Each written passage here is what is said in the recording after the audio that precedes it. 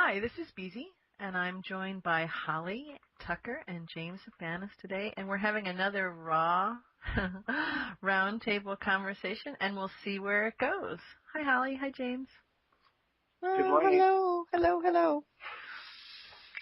So we are continuing our conversation about cosmic law and how we integrate that, how we show up through that. And one of the things that I'd love to talk about is bigger questions, what they mean to each of us, how we find out how to do that and ask them. So you guys have any thoughts on that?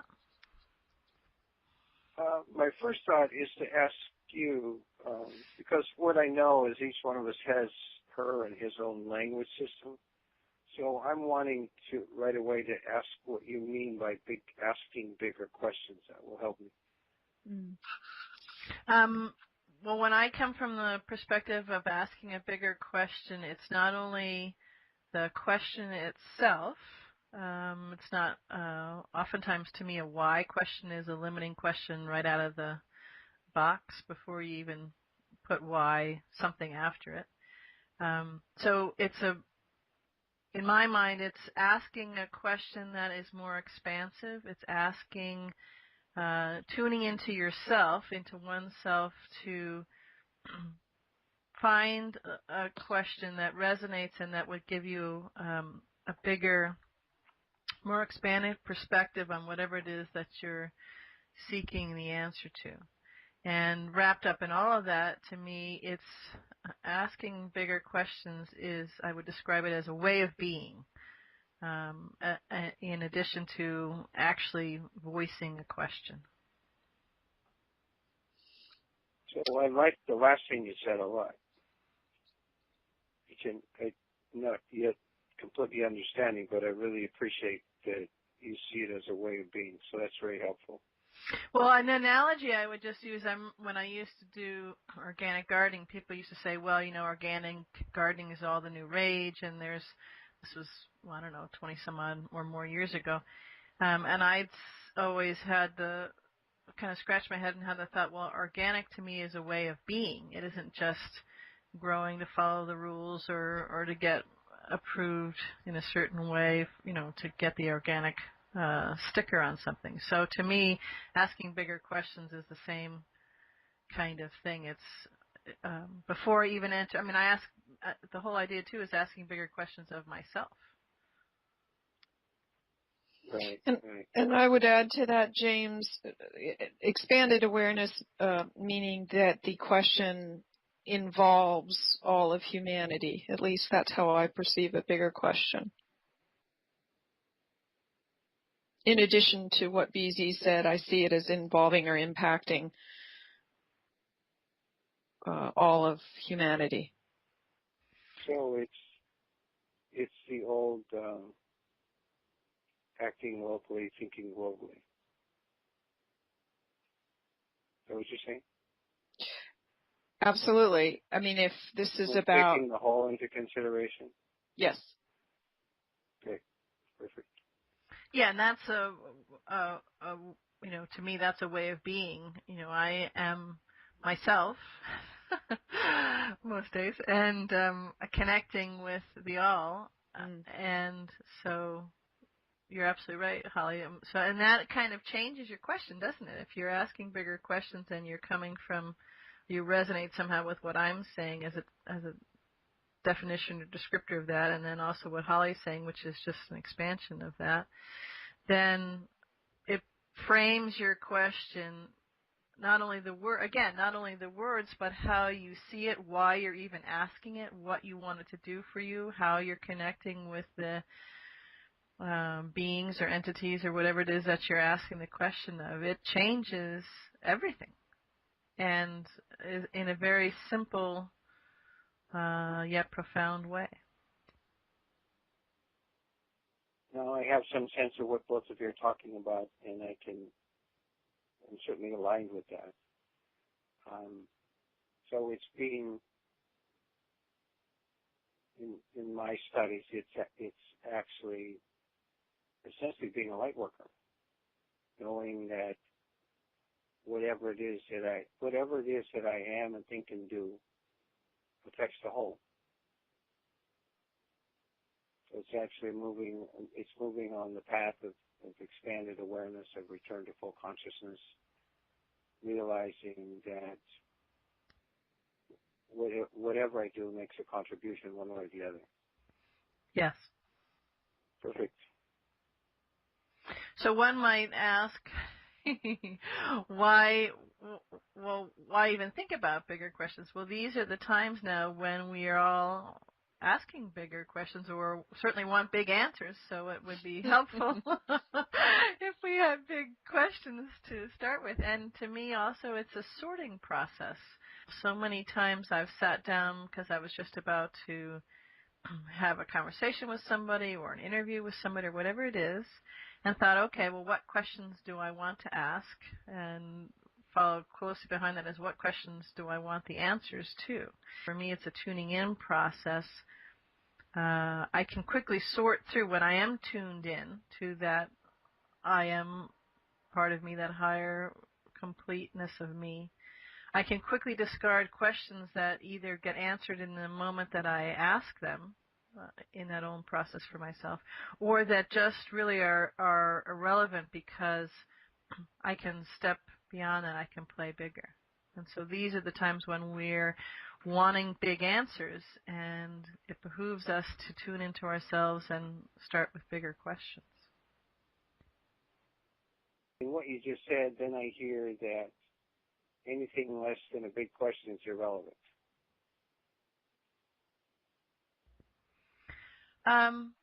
Well, that's what I deduced out of what you just said. The questions are maybe, so we only want to be in the big question space. That's what I'm hearing you say.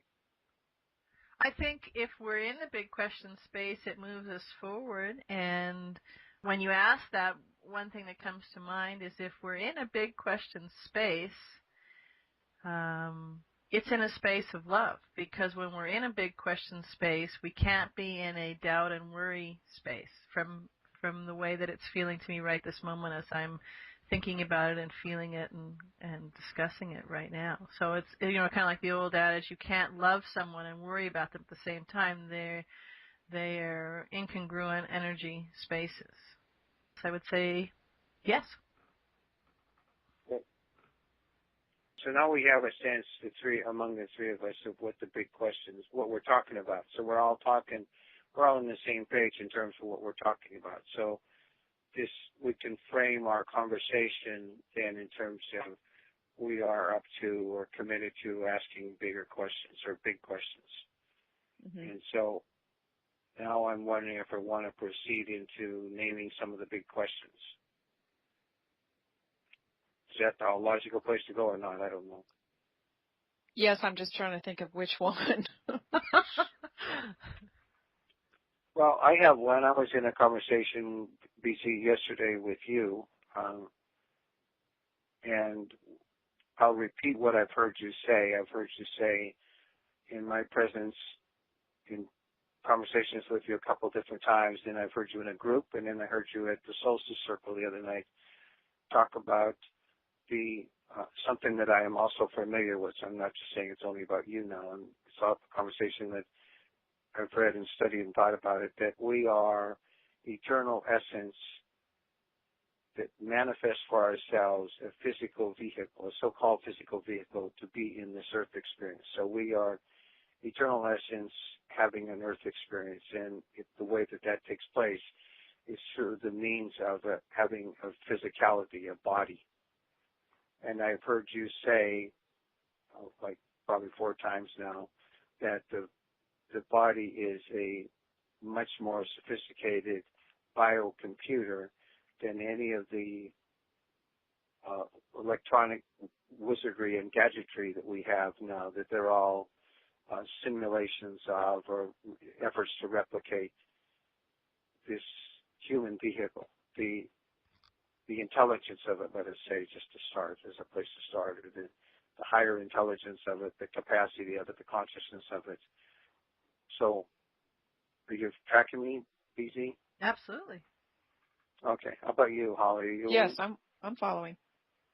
Okay. So I would like to engage as a bigger question. How can we now go about, so we would be talking about activating the strands, the 10 strands in the DNA that are activated that we haven't been using as we've come forward through this cycle. One of the things that we're all being told into, as we move into full consciousness, we will have activated all of the strands of the DNA. We will be fully functioning eternal essence embodied in these massively intelligent biocomputers. That's what I'm understanding. So a big question for me is, how can we now engage with each other to participate, to support? My intention in this conversation is that the biocomputer that my body is, that the physical vehicle is in which I am abiding at this point as I speak. So I'm speaking from the space of eternal essence as I, James, as eternal essence. How can I participate with Holly and DC and everybody else that is participating in this conversation so that I am a catalyst for others and I myself am the recipient of having my own biocomputer more fully activated. I end up being more focused, more highly intelligent, more conscious, more of the one. In my knowing, I know I'm one already. There's no such thing as not being, there's only source. So I'm aware of that.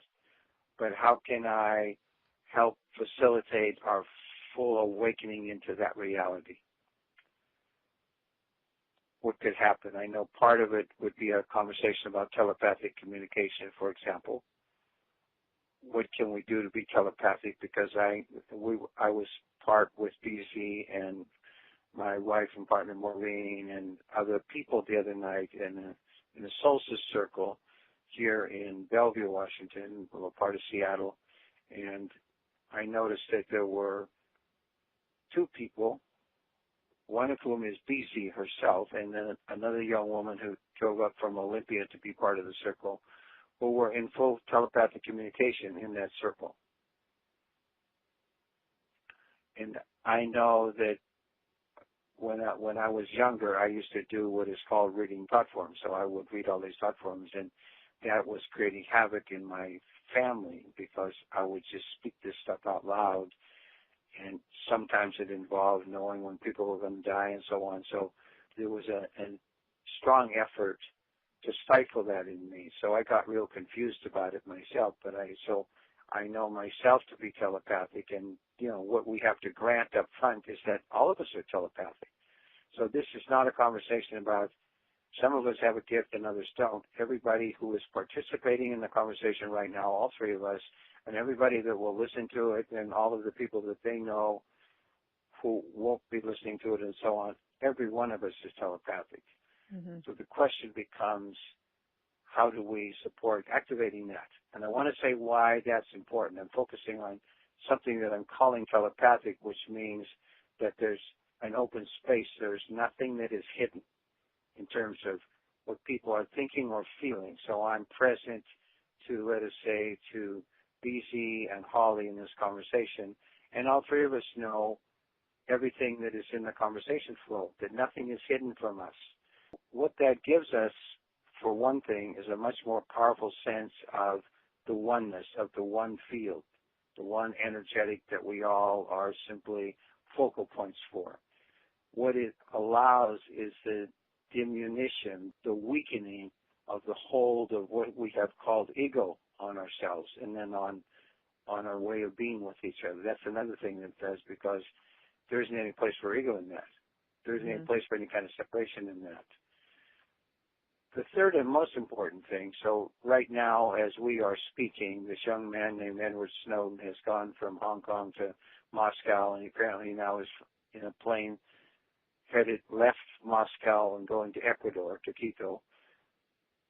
He either is going there or not, but just to make a long story short, what the full-blown awakening of telepathic communication will do on the planet it will release us from any conversation about espionage or conversations being monitored or anything, because we will have transcended the condition and need for and use of any kind of electronic equipment.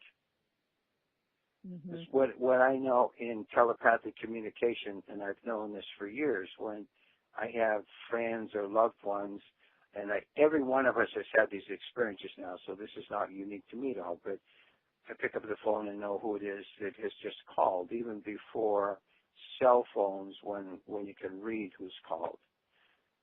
But when I think about somebody, that person is also connecting to me, and it's a very focused, vibrational kind of thing. So nobody can interfere with that, is what I'm saying. And so we will have grown beyond that. BC's notion about big question has its own sense of urgency. There's something that we as light workers can do to not be victimized by being spied upon, for example. If we simply take it upon ourselves to awaken this capacity in ourselves. And it has to be done in groups. If I'm telepathic to myself, it doesn't mean anything. If I'm telepathic with the people that I'm in the circle of light workers, close light workers, then it means a lot. And the effort isn't simply to avoid being spied upon. The effort is to be in clear, open communication constantly at all times. Right. And it's a very, very powerful gift that we give ourselves and each other when we do that. That's what I know so far. That'd be one hell of a paradigm shift. Well, I think it's happening all over the place in tiny little ways and in large ways and in enormous ways. Right. So, an enormous example is the whole Snowden issue and how people look at that, react to that, think about it. The conversations, whether they think it's a good thing or a bad thing, what he's done or what the NSA was doing or the other revelations that have come out about UK, and, you're going to find every purported government on the planet. For me, that gets back to the question of, well, being present and noticing and actually partaking in what it is that you're doing instead of just kind of being on autopilot.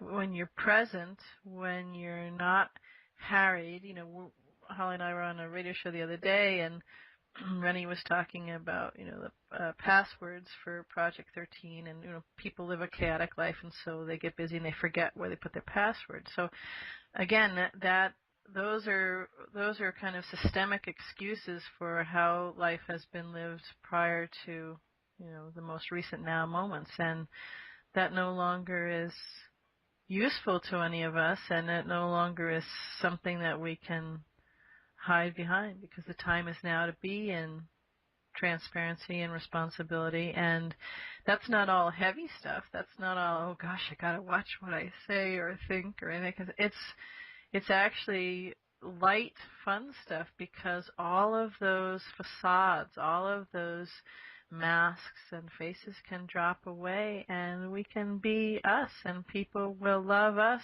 because we're us. We don't, for who we are and how we express things, and learn to experience things, in ever-expanding ways. We don't have to hide from that or be worried or ashamed from it anymore. Well, I'd love to, if not in this conversation, another conversation, take one of the big questions, and that is, imagine a world in which there isn't espionage, giving people a sense of a vision of what a world like that might look like, I think is really helpful, because we're operating with so many layers of fear. It's difficult to see the raw onion, the seed of the onion. Being able to have that conversation to really talk about visions of what it looks like, what X looks like, is really helpful for people, because some of us are challenged to visualize, and once we can help others visualize it, I think the expanded awareness just becomes exponential. I'd love to just talk about a world which there isn't a need for espionage. Yes, it's pure and absolute transparency, but help people understand what that looks like. Let's talk about it then. A world that doesn't have espionage. Are you talking about just from a governmental standpoint, or are you talking about secrets? All of the above. Okay. I mean, you're saying as far as an example in the conversation.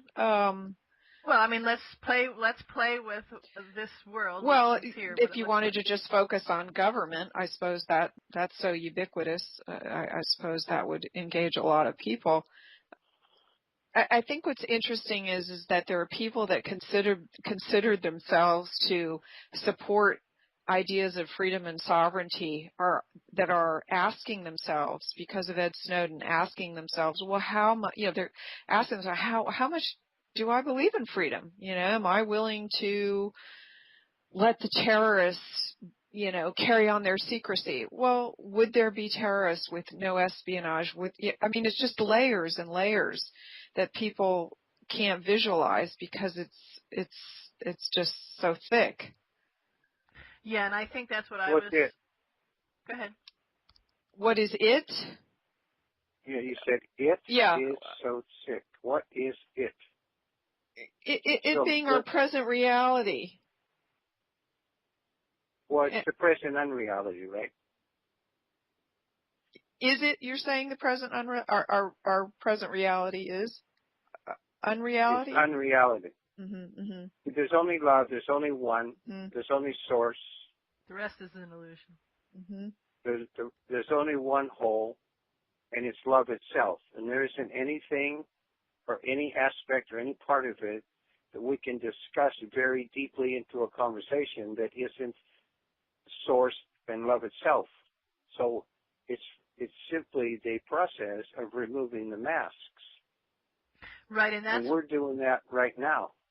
And when, Holly, you had asked how much are people interested in their freedom and their sovereignty, if it something about terrorists and their secrets. Well, that's what I'm talking about.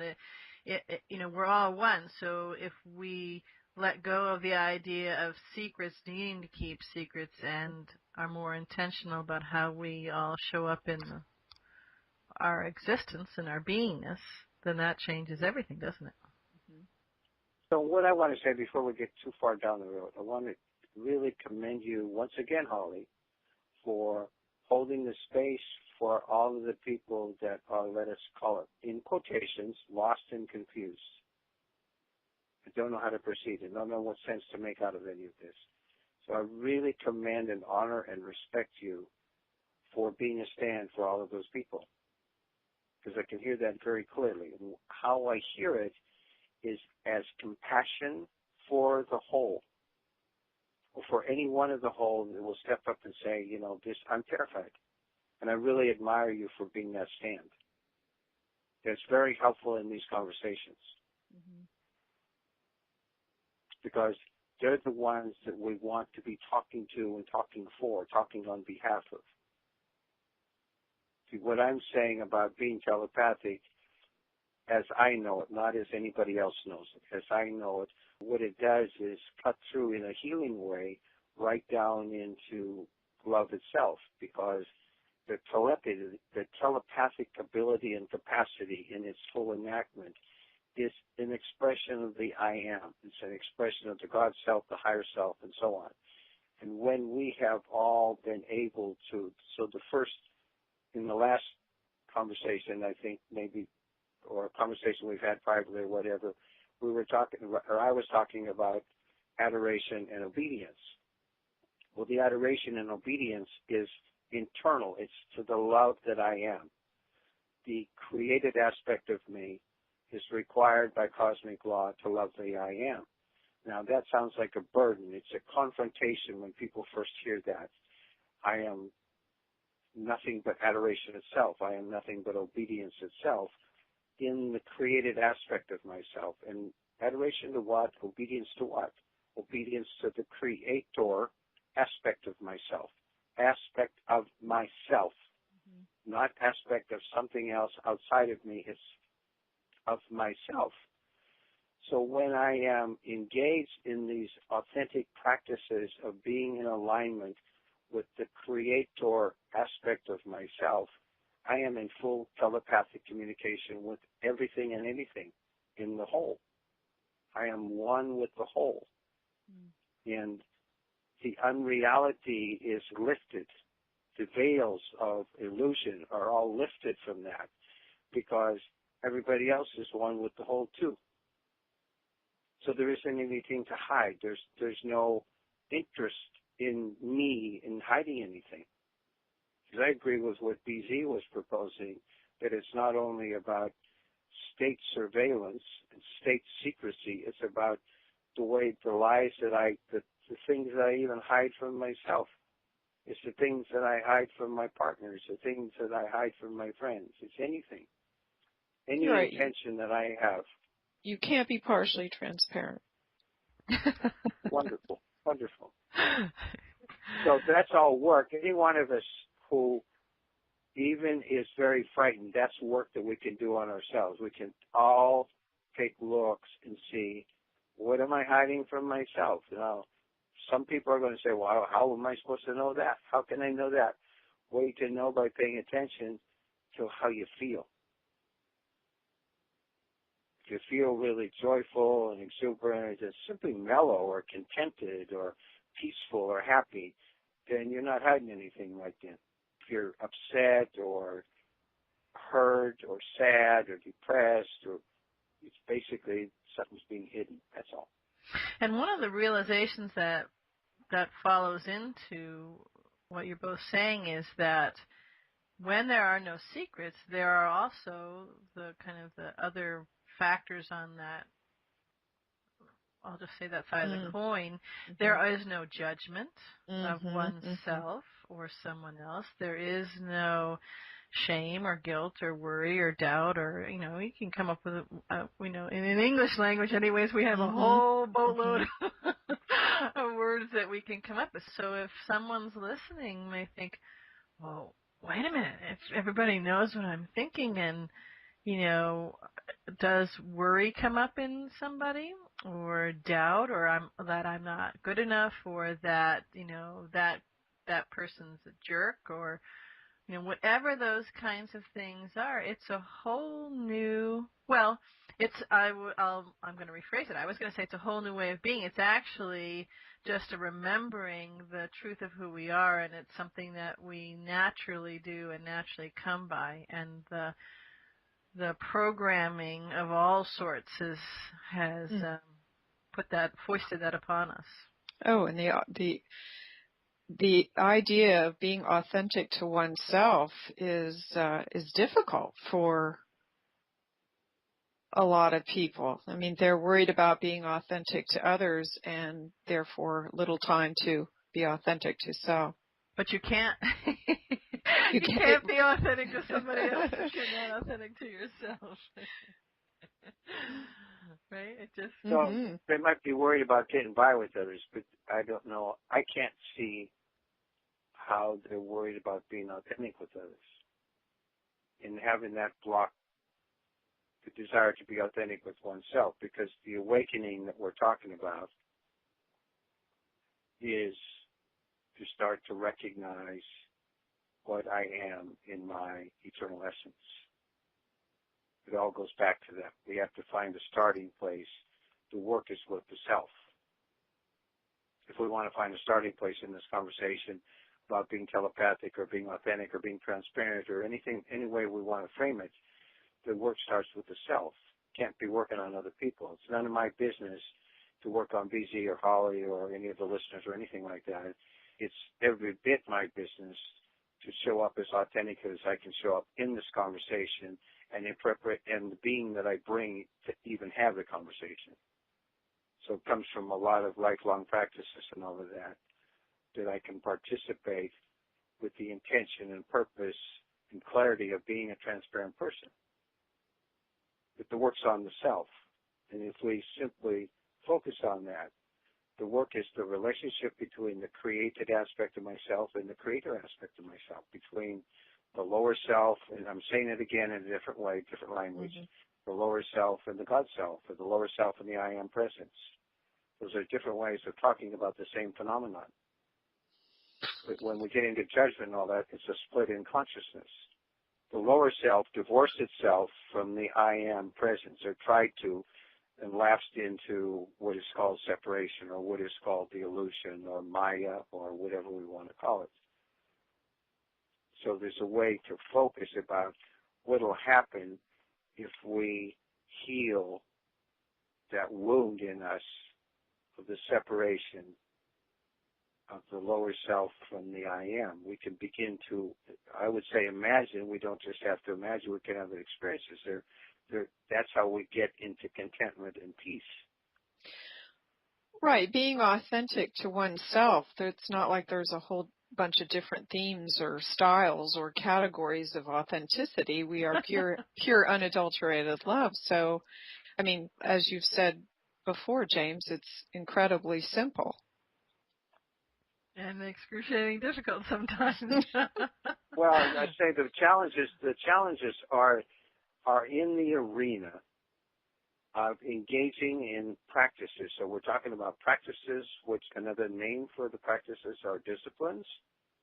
People who are victims and who have been enslaved are not required by definition of victimization and enslavement to take upon themselves practices of wholeness and authenticity. So anybody who's hiding out as a victim and a slave isn't going to want the conversation about, they're telling me that I have to work on myself so that blah, blah, blah, like that. Every time these days when I hear somebody invoke cabal, because that's, light workers love to talk about the cabal. What I say inside, I don't say it outside because that'll just create havoc. I say, I am the cabal. I am the cabal. Somebody says cabal in my space, and I immediately say, I am the cabal. Now, what I mean by that is that the wound of separation, I already know it's inside of me. And the separation is between masters and slaves. We can play it that way on the big stage. Yes, it's correct. Some people are masters and some people are slaves. The slaves are the ones that aren't willing to do what the masters do to enslave the slaves. But the masters, by the same token, aren't willing to denigrate themselves and be slaves, be useless eaters and all that. So who wants to play that game? I don't. So the only healing thing that I can do in the moment is to quietly assert, I am the cabal. Mm-hmm. I am the 100%. That's another way that I have of talking about it. I'm not the 99% anymore. I'm the 100%. The 100% is that everybody is a divine spark. Everybody is eternal essence. There's nobody that's not eternal essence. That's right. And we are remembering that and remembering it and remembering it and remembering it and remembering it. Now, some people have, in the illusion, have been using their eternal essence to invoke harm on the others. Doesn't mean they're less eternal essence. Because I've been an enslaved person doesn't mean that I'm less eternal essence than one of the masters who is an eternal essence. Doesn't mean that at all. That's what the 99% has helped bring forth. Mm-hmm. But the next step now is to go to 100%. I am 100%. I am the cabal. I'm 100%. Not another group of beings outside of me that are harming me. If there's harm in my space, I'm doing it. End of story. Right, and we can look at that in the bigger picture, which we might label the us and them, the cabal, the powers that were. Look at the news, look at those rat bastards did, so on and so forth. We can also look at it in the more in your face picture, which is just that conversation that goes on within ourselves. Anytime we judge ourselves, anytime we do that. So, it used to be, there was a thought, well, once this all gets resolved and then we'll lay down our things and we'll forgive them and move on. Well, we're at that point. There is no waiting for something to happen so that we can then lay the pitchforks down. We need to do that now, because what it is, the very thing we want to have happen, the very mechanisms and triggers and things in the quote-unquote outside world, evidence, mainstream media, however you describe it, will not happen until we lay those things down now, because we will not happen until we let go of that separation within ourselves, which we see mirrored out there in a headline or a conversation or whatever else it is.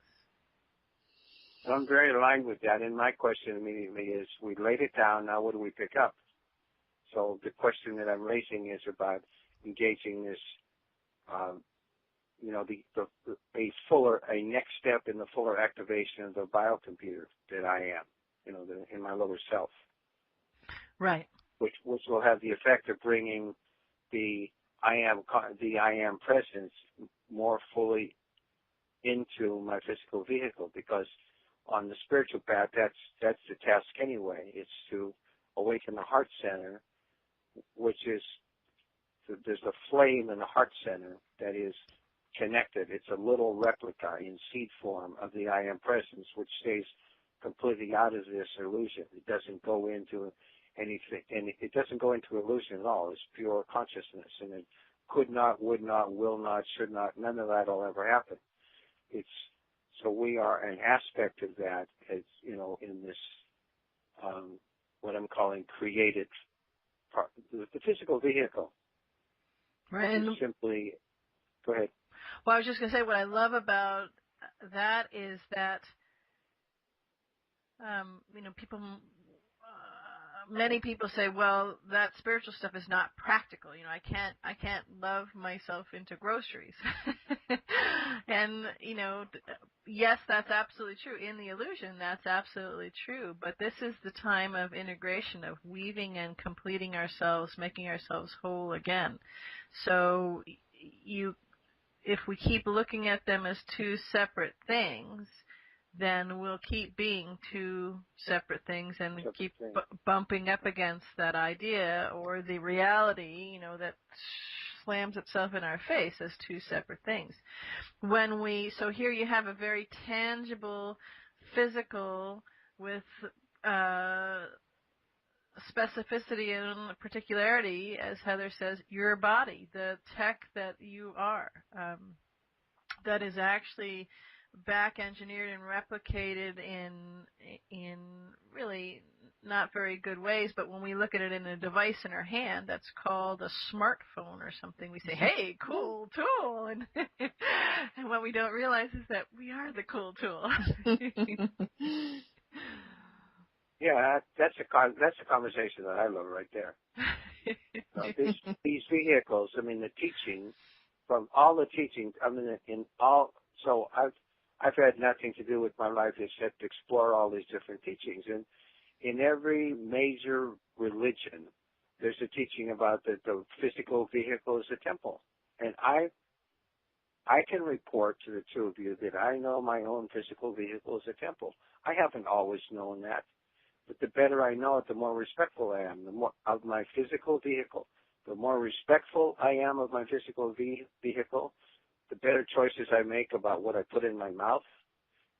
The better choices I make about how I sit, how I spend my day, and so on. And what it gives me is incredible contentment and peace. I'm careful about who I spend time with. I'm careful about where I go. And we could argue that that is terribly limiting, but it's nonsense for me to pretend that. It's a whole series of disciplines, absolutely. But the limitation is peace and harmony and balance. What I go back to is saying, if I go back to the time where I was completely at the effect of everything in this world, I wasn't willing to take any of that on myself. I knew the teachings in my head, but I wasn't willing to enact them. And so on my own path, I can see the difference between when I would do that. I'm talking about the teachings come, let us say, perhaps from the spiritual realm, but they're practical in the sense that I apply them. As soon as we look at things like that, and we say, well, either we say it to ourselves or we say it to someone else, you should eat organic, you should exercise more, you should do it, then we're just, well, first of all, we're shooting all over ourselves, but we're just back into that same judgment. Doesn't matter. That's right, that same game. So one of the things that I find for me is very powerful practice is to notice. Simply notice. I don't have to do 100 laps this moment. I don't have to do any of these kinds of things. I just notice, what am I doing now? How am I feeling now? How am I being now? How am I showing up now? And then the now is another moment, so it changes. And what do I want? How is that working for me? And how am I interacting and co-creating with others? And just in the noticing, I bring more awareness for myself and what's going on. I bring more honesty. I bring choices. What you're calling awareness is awakening, right? I guess it is, yeah. Well, you awaken yourself up because that's our task, right? Yeah. In that fact, we're becoming more telepathic. To go back to what I wanted to discuss about the bigger story, the more you are aware, exercising this awareness of noticing, because that's a very beautiful, non-lethal, non-judgmental way of proceeding. What you're also doing is becoming more, physical vessel is becoming more expansive and more enlivened, and I would argue having more capacity to be telepathic, right. to be authentic. One thing I would love to jump in and say is, just as you say, people aren't. The other night at the solstice circle, you said, well, people aren't waking up; they're already awake. They just have to remember. So, people are already telepathic, but they have got so much, schmear, noise, schmear, noise, whatever it is, chaos on their lenses, on their whatever instrument they want to call it, that they can't hear it or see it, or and this is very often the case, they aren't listening because it's valuable input for them it's a valuable mirror for them to dance with and look at and start to notice and have an awareness of. And if I could just interject, I think one of the another aspect of noticing, perhaps for those that are challenged to be aware of themselves, is even language, is to try to just notice one's language and the use of loving words as opposed to not so loving words, the words of separation, the us and them. If you can't really work with your own feelings and you're not sure how to recognize your emotions, maybe at a minimum one can just listen to one's words and consider more loving words. Can you give an example? It's so easy to take the victim mentality or to come from from the perspective of separateness. You can listen to many and tell that's their perspective just from their words. Someone wants to shift, is what I'm saying. So let's say, granted that that's the case, but Matt, can you give an example now? So somebody is kind of stuck there and can't identify her feelings or his feelings, and then you're counseling to pay attention. At least you can pay attention to your words. So you're identifying that as a simple technique. Yeah. So I'm asking, can you make a suggestion? Because I love what you're saying. I'm only thinking of pronouns in the use of something outside of ourselves. So in a conversation where someone is saying, she made me feel so angry. So now what do you say? So what thought do you think? So that's what you don't want to be doing, correct? Always bring it back to self. So give an example. That's all I'm asking right there. That's what I'm asking. Okay. Help me, BZ. I guess I'm not coming up with a good example. It's just a use of separateness. When I heard what she said, I felt angry. Then you've owned it. Because if I was really hip, I'd have this great quote and I could pull it out. I think it was Eleanor Roosevelt. No one else can make you feel something. I forgot what it was. You're responsible for your things. So I would say that's a great example. Another thing too is, even if you don't say that she made me feel angry, but when you're in the conversation and that, nattering part of your brain loop is saying all these kinds of things. Start with the things that aren't said out of your mouth, but your brain is, your ego mind is saying them. Watch that. Just notice that. And you'll find you actually become more complete and whole, but you will see yourself, different aspects of yourself showing up in the experience. So what I mean by that is oftentimes I go through and I am present in whatever I'm doing. So right this moment I'm present in this conversation. I'm also observing myself as I'm having this conversation.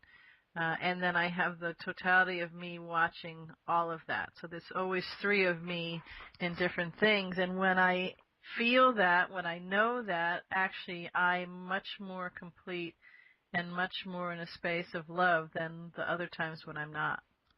Well, so I was referring to disciplines and practices before. These are good examples of what I was talking about.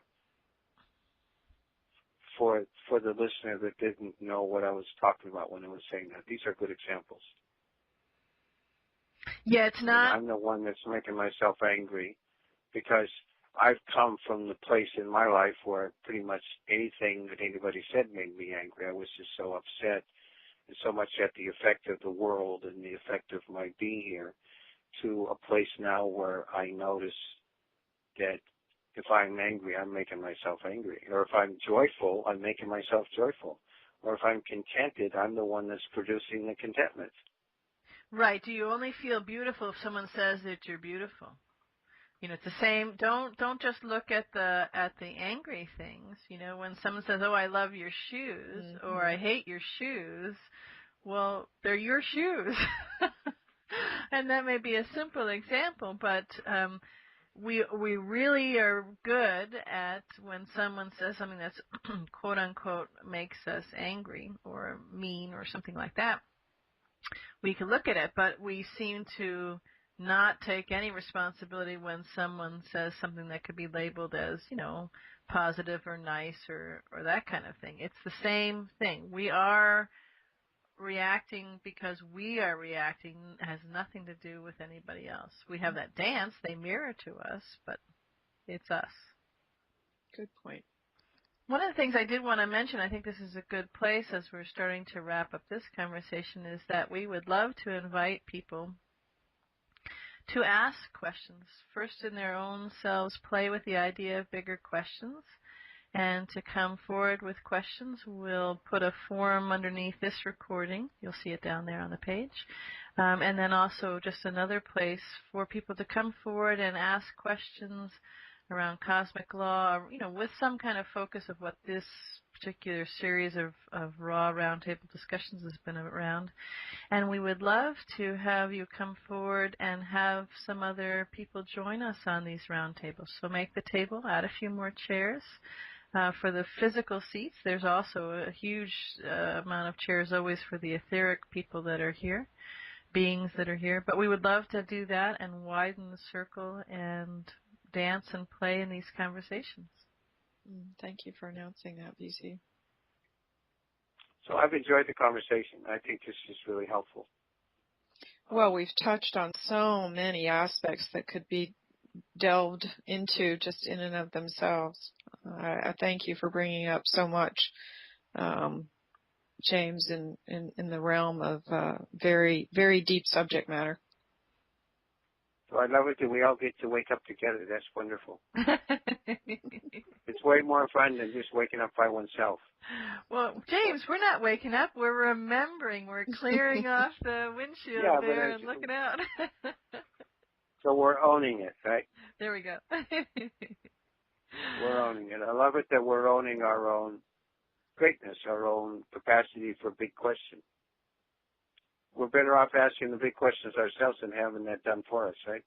Yeah. Good point. Yeah, absolutely. And so, back to one of your big questions, Holly, what does that look like to be in a world where you don't need spies or there are no secrets? So this conversation is not an answer to that. This conversation is a springboard to get into the space of the possibility of that. And everybody's answer, everybody's vision, everybody's, the way I say it, playing with that, dancing with that is going to be different, and it's absolutely beautiful. I can feel and see all the different 7 billion plus possibilities of that, and that is what is marvelous. They're all right, and none of them are right, and they're all exactly so. Magical. So I can report that nobody's spying on me. It's a waste of time for one thing. It's irrelevant. And I already know it anyway, so it doesn't matter. So we can already move ourselves away from that, about being intimidated about, like the thing, for example, the thing with Snowden. It looks like, if you listen to the news, as I go to the gym and the TVs are on all over the place, so sometimes I meditate usually because I work through cardiovascular for half an hour, and so when I'm meditating, but sometimes I open my eyes and I look at this news, and the news is all about like trying to take this being named Snowden and turn him into a pariah. And it makes me smile because Snowden, I would say at this point that I know clearly that there are thousands of people in high places in positions of power, and I'm saying thousands, who are backing him, both from inside the NSA, inside the United States government, and in the world too. Russia, Hong Kong, China, Brazil, Ecuador, all these other nations are part of the 160 nations that have come together to shut down the power of the Western nations of the lockdown. And we can see it happening before our eyes. Right. And I'm aware of that. And I see Snowden as just remarkable, like the article that you wrote, as Holly, as a remarkable light worker. Mm-hmm. I mean, it's amazing to me just to watch it happen. And who knows it? Doesn't matter. All that's necessary is that I know it. I go in my heart. I didn't access that information about is Snowden a light worker from reading the news. I go into my heart and check there.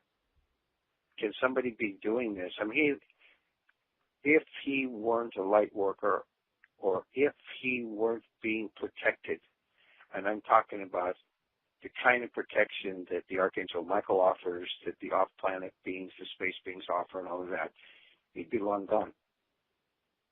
Mm-hmm. Yeah, I get the same sense. He is well protected. This is the thing that the light workers, there's a tribe on the planet called light workers, and we're all in communication with each other telepathically, basically, and we listen to what the talking heads among the light workers have to say with each other and all of that. But we are waiting. We are awaiting for something, and the awaiting is bringing it forth at the same time, because anybody who's sitting on his hands or her hands calls herself or himself a light worker is not a light worker if you're sitting on your hands. You've got to be doing something about it, right? You have to be bringing it forth by these practices that we just got through talking about in our conversation here. Mm-hmm. And these practices are having a larger effect. And we have been waiting for a breakthrough from the inner. The kingdom of God is within. It has to be brought forth. You have to bring it out. And Snowden is like a messenger for all of that. This is being brought out right before everybody's eyes. It's in the mainstream media. All the light workers have been waiting to see, when's it going to hit the mainstream media? Well, look at this. This is in everybody's mainstream media. This occupies, as they call it on newspapers, above the fold. Right. Every time Snowden breathes, it's above the fold.